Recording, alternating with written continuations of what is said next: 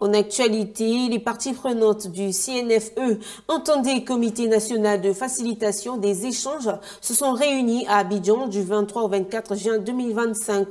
2 jours durant, le CNFE réfléchira sur le thème « Accélérer la croissance économique à travers une politique du commerce extérieur gagnante ». Une occasion pour pousser les réflexions sur les stratégies à mettre en place pour lever les barrières commerciales dans un contexte mondial marqué par les guerres notamment en Ukraine, à Gaza et les tensions entre l'Iran et l'Israël. Mon désir Nascimento.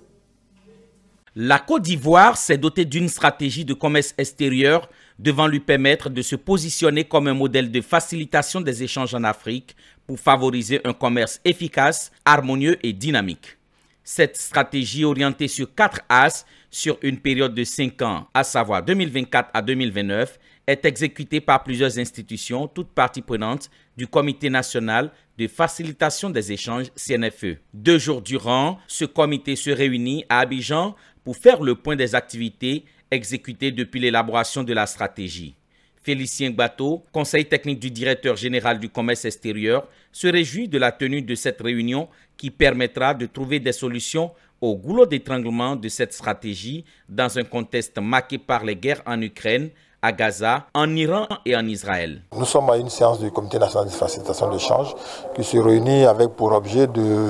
passer en revue toutes les activités qui ont été faites depuis l'élaboration de la stratégie. Nous allons aujourd'hui demander à tous les acteurs, tous les éléments de l'écosystème du commerce, ils vont nous dire à quel niveau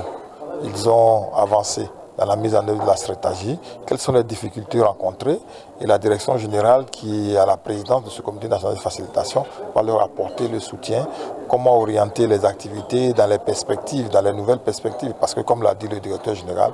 le commerce mondial est en proie à tellement de difficultés, tellement de fluctuations, que nous nous réunissons pour ensemble aménager, harmoniser et voir la conduite à tenir. En faisant le point des avancées et des défis, le Comité national de facilitation des échanges pose ainsi les jalons d'une mise en œuvre plus efficiente de la stratégie. Une étape cruciale pour faire de la Côte d'Ivoire non seulement un acteur régional de poids, mais surtout un modèle de gouvernance commerciale moderne, cohérente et résolument tournée vers l'intégration africaine.